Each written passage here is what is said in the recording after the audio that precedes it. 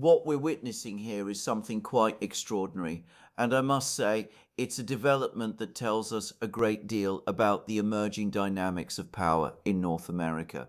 Now, many people believed that the Trump administration's approach to Mexico would follow a predictable pattern: threats, tariffs, maximum pressure, but what's actually unfolded is far more nuanced and frankly far more revealing about the shifting balance of leverage between Washington and Mexico City. Claudia Sheinbaum, Mexico's new president, has achieved something her predecessors struggled with for decades. She's secured additional funding commitments from the United States, while simultaneously deflecting the kind of aggressive demands that once characterized bilateral negotiations. This isn't simply about money flowing south, it's about something deeper. We're seeing a Mexican leader who understands that economic interdependence cuts both ways, and she's positioned herself not as a supplicant, but as an essential partner that America cannot afford to alienate. Trump's retreat, and let's call it what it is, marks a critical turning point. The tough-talking approach that defined his first term has collided with economic realities that simply cannot be ignored. American manufacturing depends on Mexican supply chains. Energy security involves Mexican cooperation. Border management requires Mexican partnership. Sheinbaum recognized these pressure points and exploited them masterfully. Now, to really understand what's happening here, we need to step back and examine the broader context of how we arrived at this moment, because this isn't simply a story about one negotiation or one particular funding agreement. This is about the fundamental recalibration of a relationship that has defined North American geopolitics for over a century, and it's happening at a time when the global order itself is in a state of profound flux. Let me take you through this carefully because the details matter enormously. When Donald Trump returned to the presidency, there was an expectation widely held across the political spectrum, both in the United States and internationally, that we would see a return to the confrontational stance toward Mexico that characterized much of his first term. The rhetoric about the border, about trade imbalances, about manufacturing jobs flowing south, all of this suggested that Mexico would once again find itself in the crosshairs of American economic nationalism. The assumption was that Trump would use every lever of pressure available to extract concessions from Mexico City, and that those concessions would flow in one direction only, northward. But Claudia Sheinbaum is not the leader that Washington anticipated dealing with. Here we have a woman who came to power with an exceptionally strong Democratic mandate, winning by one of the largest margins in Mexican electoral history. She's not a political novice who can be easily intimidated or maneuvered into disadvantageous positions. She's a scientist by training, a former mayor of Mexico City who managed one of the largest and most complex urban environments in the Western Hemisphere. And she's someone who understands both the granular details of policy implementation and the broader strategic picture of international relations. What Sheinbaum recognized immediately, and what her team has executed with remarkable skill, is that the relationship between the United States and Mexico in 2025 is profoundly different from what it was even 5 or 10 years ago. The economic integration between these two countries has reached a level where the old paradigm of the United States simply dictating terms and Mexico accepting them is no longer viable. It's not that Mexico has suddenly become an economic superpower. It hasn't. Rather, it's that the nature of interdependence has evolved in ways that create mutual vulnerabilities and therefore mutual leverage. Consider the manufacturing sector, which is absolutely central to this story. Over the past decade, and accelerating significantly in the past 5 years, we've seen a massive reorganization of North American supply chains. Companies that once looked to China for low-cost manufacturing have been relocating production closer to home, and Mexico has been the primary beneficiary of this nearshoring trend. We're not talking about minor adjustments here. We're talking about tens of billions of dollars in investment flowing into Mexican manufacturing facilities, creating integrated production networks that span both sides of the border. The automotive industry provides perhaps the clearest example.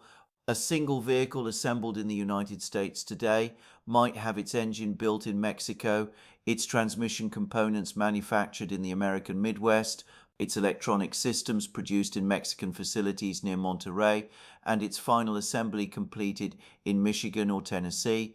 These supply chains cross the border multiple times during the production process. The idea that you can simply threaten Mexico with tariffs or trade barriers without inflicting enormous damage on American manufacturers and American workers is a fantasy. It's economically illiterate, and Sheinbaum knows this. What's more, the energy relationship has become increasingly important. Mexico is not just an importer of American natural gas, though it is one of the largest. It's also a critical partner in maintaining energy security across the region. The infrastructure connecting American gas fields to Mexican power plants and industrial facilities represents billions of dollars in investment and creates dependencies that run in both directions. If Mexico were to retaliate against American pressure by restricting energy cooperation or redirecting its energy investments toward other partners, the consequences for American energy companies and for broader regional stability would be substantial. Then there's the political dimension, which is absolutely crucial to understanding Sheinbaum's position of strength. Unlike some of her predecessors who faced domestic political weakness or legitimacy problems, Sheinbaum governs with an exceptionally strong mandate. Her party, Morena, controls both houses of the Mexican Congress with commanding majorities. She doesn't face the kind of domestic political constraints that might force her to accept unfavorable terms from Washington just to avoid appearing weak or to secure some domestic political advantage. On the contrary, the Mexican public is deeply nationalistic on questions of sovereignty and dignity in relations with the United States, and any Mexican president who appeared to capitulate to American pressure would pay a severe political price. Sheinbaum understood this dynamic perfectly when the Trump administration began making its initial demands. Rather than responding with either defiance or submission, she adopted a strategy that I would characterize as cooperative assertiveness. She signaled willingness to work with Washington on issues of genuine mutual concern, border security, migration management, drug trafficking, while simultaneously making clear that Mexico would not accept a subordinate role in the relationship and would expect reciprocal commitments from the United States. This is where the funding issue becomes so interesting because it reveals the extent to which the power dynamics have shifted. In previous eras, the question of funding for border-related initiatives or development programs in Mexico was always framed as American assistance, the United States providing resources to help Mexico solve problems that were implicitly Mexico's responsibility. Sheinbaum has completely reframed this narrative.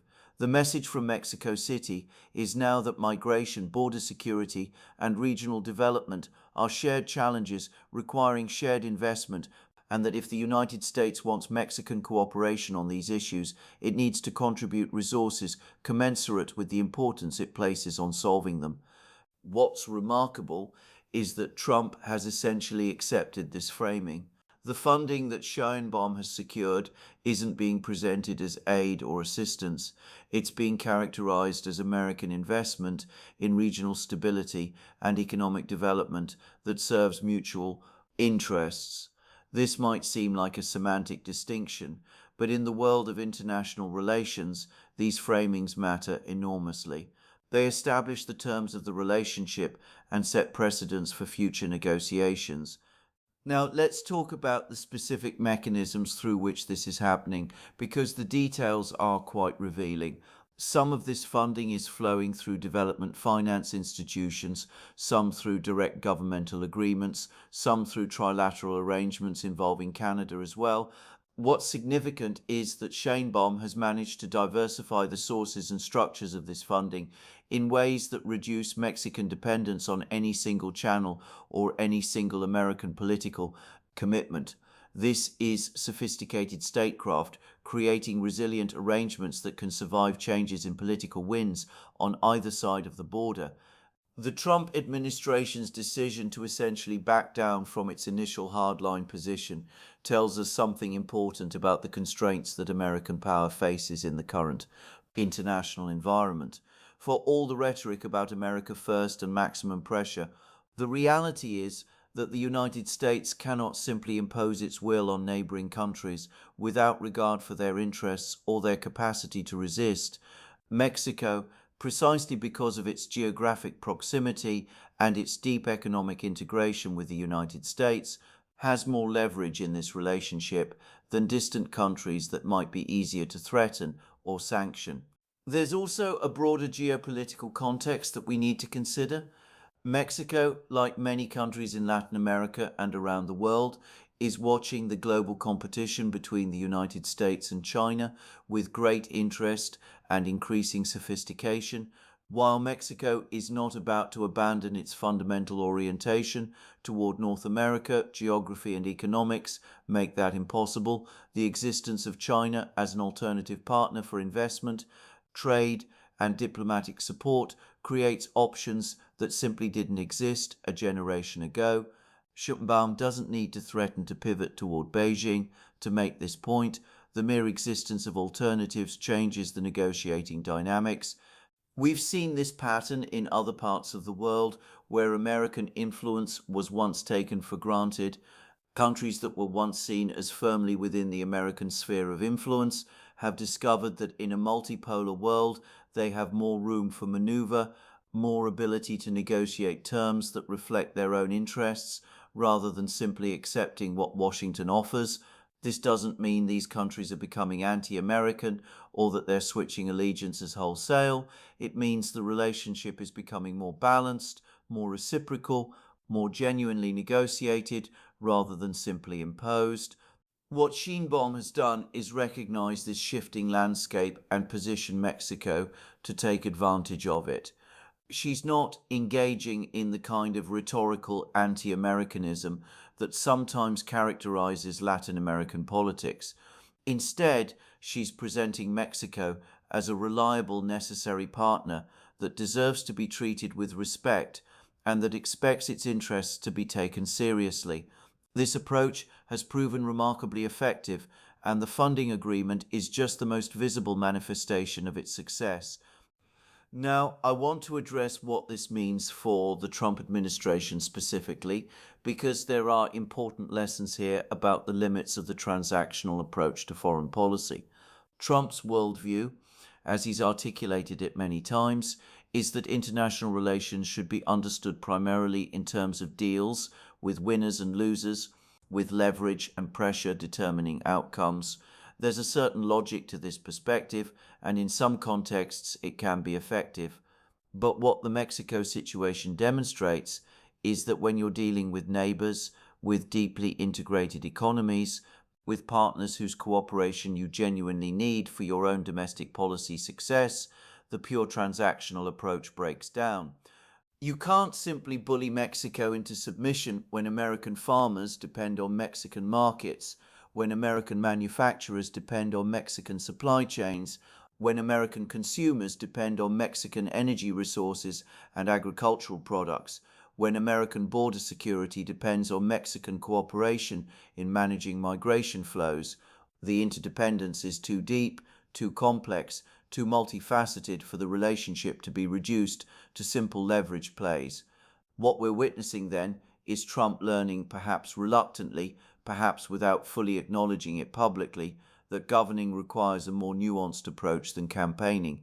The rhetoric that works to energize political rallies doesn't necessarily translate into effective policy when you're actually sitting across the table from sophisticated negotiators representing countries with their own interests and their own sources of leverage. Sheinbaum, for her part, has managed this brilliantly. She's given Trump enough cooperative rhetoric and enough tangible commitments on issues like border enforcement that he can claim some degree of success to his domestic audience. At the same time, she secured the funding commitments and the recognition of Mexican interests that she needed to satisfy her own domestic political requirements. This is what skilled diplomacy looks like, finding arrangements where both sides can claim some level of achievement rather than insisting on zero-sum outcomes. The funding itself, substantial as it is almost secondary to what it represents symbolically and structurally. It represents an acknowledgement from Washington that Mexico is not simply a problem to be managed, but a partner whose development and stability are directly connected to American interests. It represents a shift away from the patronizing approach that often characterized American policy toward Latin America and toward something more genuinely collaborative. Looking ahead, this sets important precedents for how the United States will need to engage with its neighbors and partners in an increasingly multipolar world. The era when American power was so overwhelming that Washington could simply dictate terms to smaller neighbors is clearly ending, if it hasn't ended already. What's replacing it is a more complex environment where influence has to be earned and maintained through genuine reciprocity, where partnerships require give and take, where even powerful countries face constraints on their freedom of action. For Mexico, this moment represents a coming of age in some sense. The country has struggled throughout its modern history with the challenge of maintaining sovereignty and dignity in a relationship with a much more powerful northern neighbor.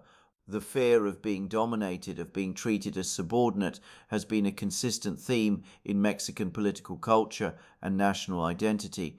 What Sheinbaum has achieved is demonstrating that it's possible to have a close, cooperative relationship with the United States, while still asserting Mexican interests and securing Mexican priorities. This has implications far beyond the bilateral relationship. Other countries in Latin America, other middle powers around the world are watching how this plays out. They're taking notes on the strategies that work, on the sources of leverage that can be mobilized, on the ways that sophisticated diplomacy can achieve results that military power or economic coercion cannot. The Mexican example suggests that in the current international environment, there's more space for countries to assert themselves, to negotiate from positions of relative strength than the traditional frameworks of American hegemony would suggest.